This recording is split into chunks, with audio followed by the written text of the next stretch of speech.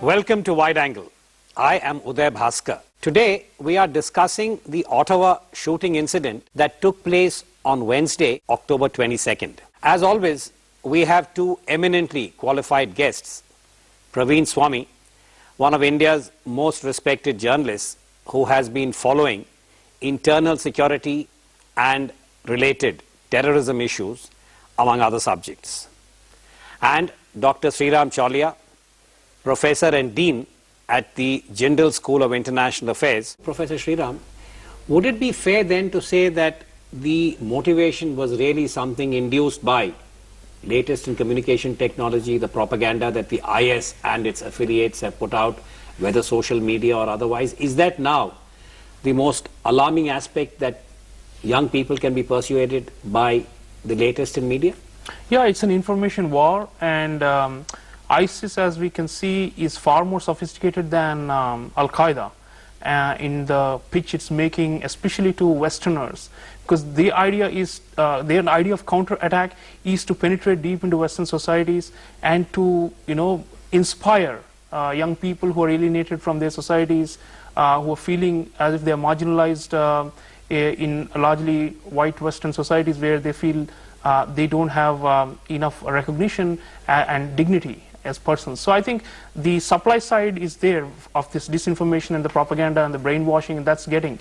But then there is also demand side. If you look at these young people who are resorting to these kind of lone wolf attacks, they have personal problems, as Praveen mentioned. Many of them are coming out of many personal acts of desperation, and they're looking for affirmation. And I think what the supply side information does is, in a way, it gives them the cause that they've been looking for all their life. And I think this is the thread. It's all online. It's without any kind of organized medium, and it's therefore harder to detect, harder to prevent. But Sriram, here on this, if I could push you a little bit on this, is there a pattern to Ottawa? Because Wednesday was preceded by another attack which took place 2 days prior to that, where you had this, again, lone wolf, if you will, ramming his car.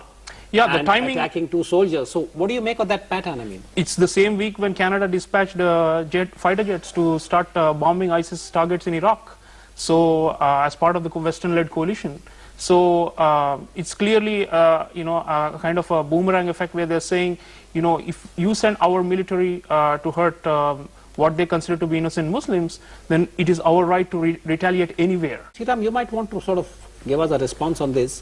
Why Canada? Meaning that we are aware from our own experience that we had the Khalistan movement and their sympathizers, and the fact that at that time Canadian society and the state were relatively empathetic, sympathetic, which is why the Khalistanis, and then we had Sri Lanka and the LTTE.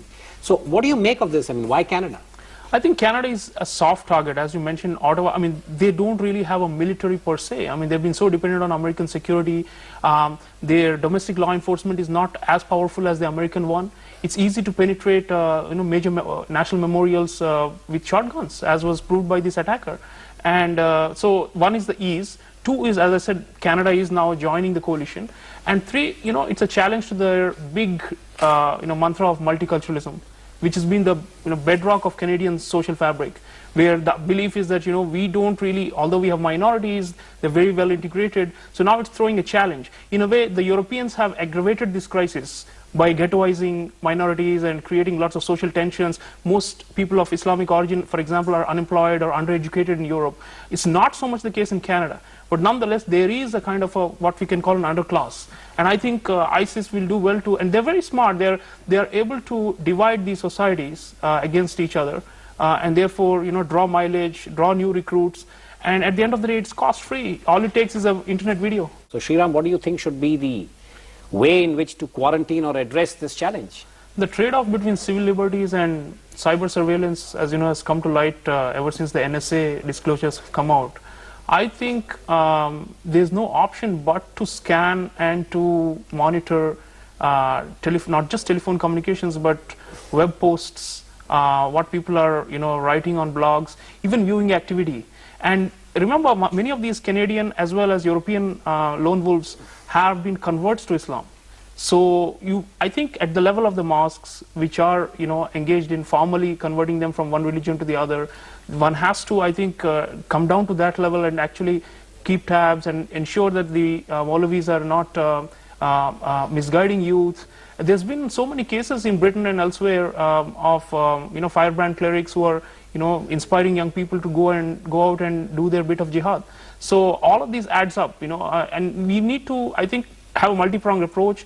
I am a big believer in community self-policing. I think we need to strengthen minority communities, both in our country and in the West, and to see how, for example, the youth can be involved in dialogues about foreign policies. We never do that. We only talk about how they are equal and how they can be integrated. But why is Canada bombing ISIS targets in Iraq?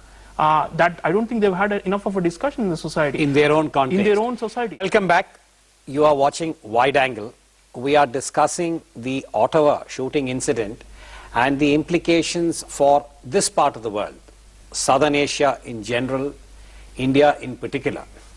Sriram, if I could turn to you, what Praveen was saying about the scale of the challenge in India, given India's numbers, 1.2 billion, and the diversity, and our own experience, frankly, which goes back not just Parliament attack of 2001, but we also have Mumbai, 2008.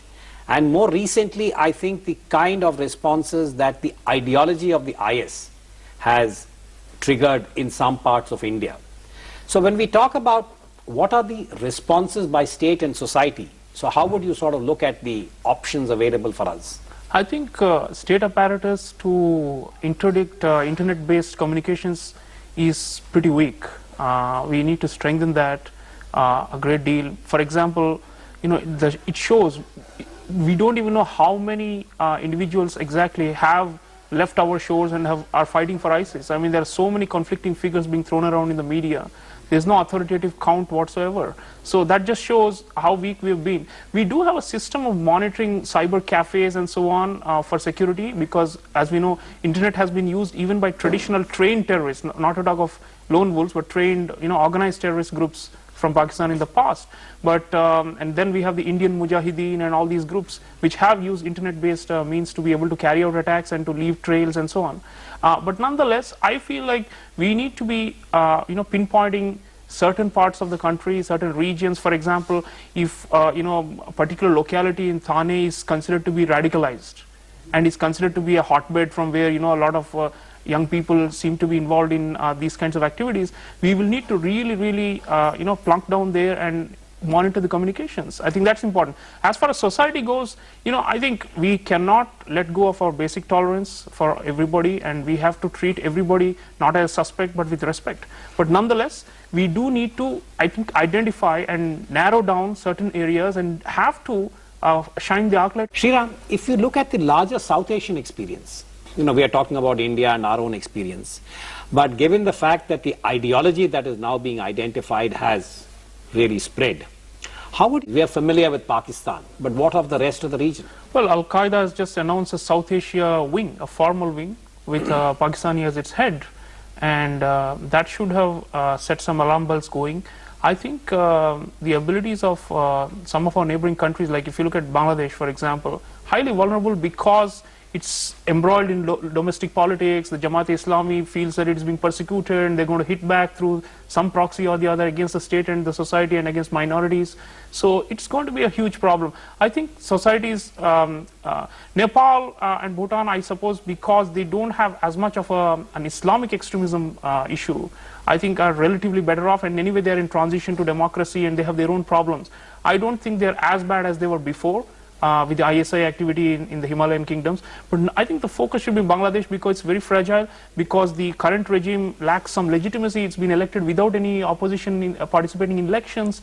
And I'm afraid that in the coming times we'll have to not only secure ourselves, but offer some kind of technological as well as intelligence-based support for our neighbors, because we are the only backstop against this spreading in the neighborhood, because all the other countries are even lesser in capacity and abilities.